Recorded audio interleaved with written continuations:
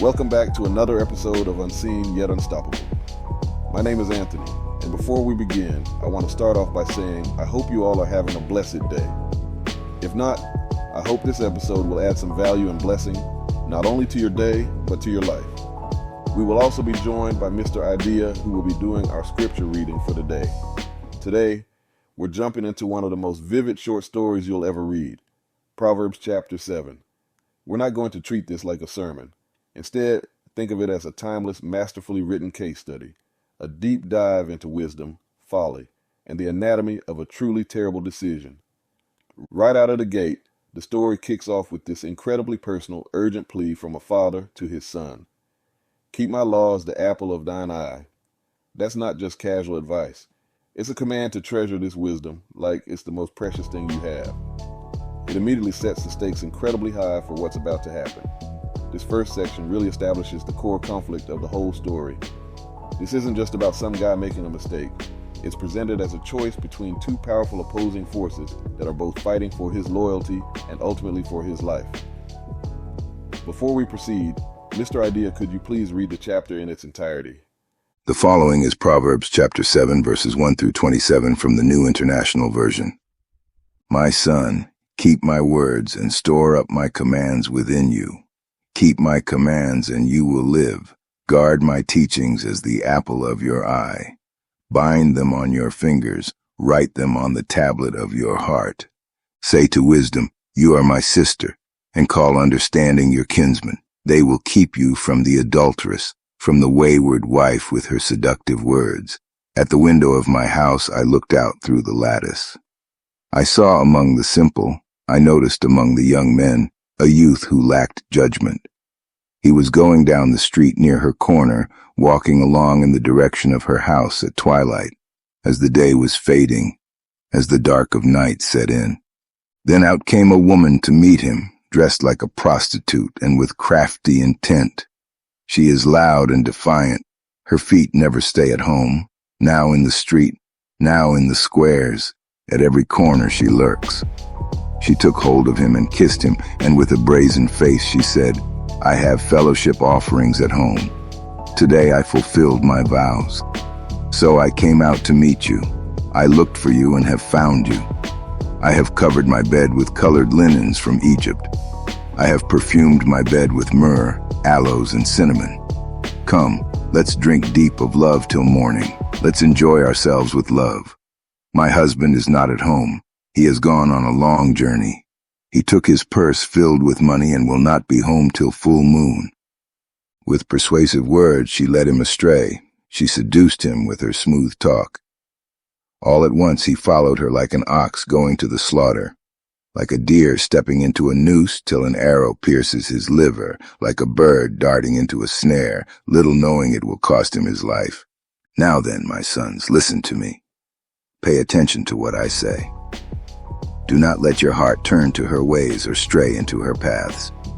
Many are the victims she has brought down. Her slain are a mighty throng.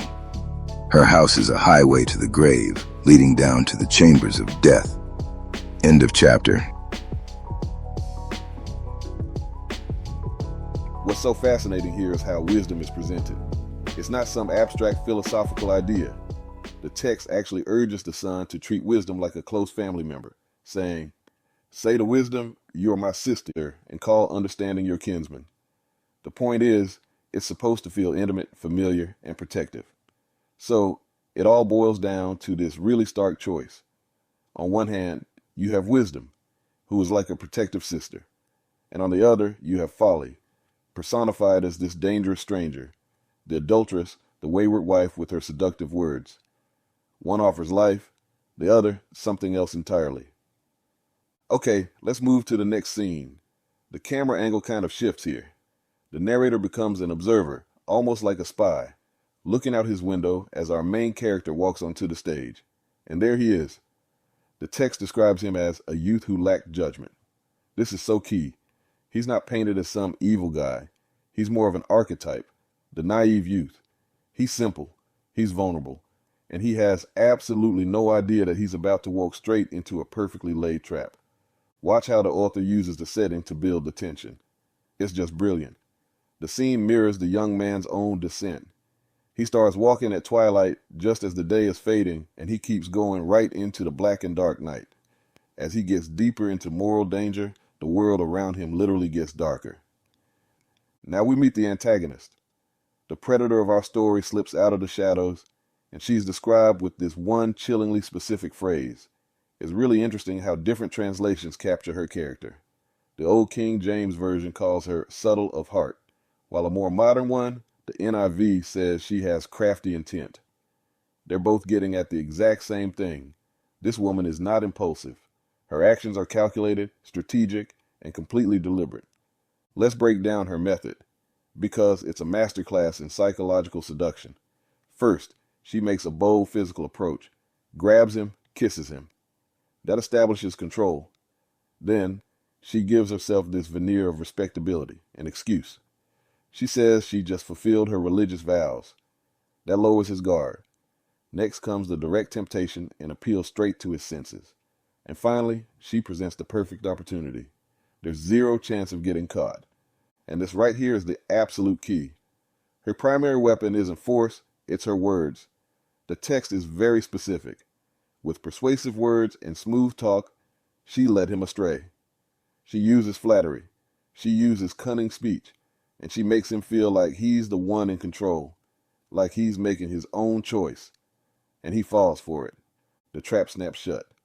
And at this point, the narrator just unleashes this series of absolutely devastating metaphors to describe what happens when he crosses that point of no return. The first image is just one of pure brute ignorance. An ox has no idea where it's going. It just plots along, completely unaware it's walking toward its own death. That's the young man. He has no clue what's about to happen to him. Then the imagery shifts. Now he's like a deer. Think about a deer. It's graceful. It's fast. It's aware. And yet, even with all its natural gifts, it's still completely powerless once it steps into that hidden trap. It really emphasizes how helpless he is now. And this last metaphor, this one might be the most tragic of all. He's like a bird darting into a snare. A bird doesn't just wander into a trap. It rushes. It's eager. He is now speeding headfirst into a fate that he cannot see, a fate that the text says flat out will cost him his life. So, for the final act, the camera pulls way back. The narrator stops telling the story of this one young man and basically turns to address everyone listening with a stark universal warning. The text wants to make one thing crystal clear. This is not some rare, isolated event. It says, "Many are the victims she has brought down. Her slain are a mighty throng." We're not talking about one foolish kid. We're talking about an army of the fallen. It's a warning that this can happen to anyone. And here's the ultimate takeaway, summed up in this one incredible image. The path he chose isn't just a mistake or a detour that'll hurt his reputation. The imagery is absolute. Her house, that place of temptation, is a direct on-ramp to a highway. And it only goes to one place, the grave, the very chambers of death.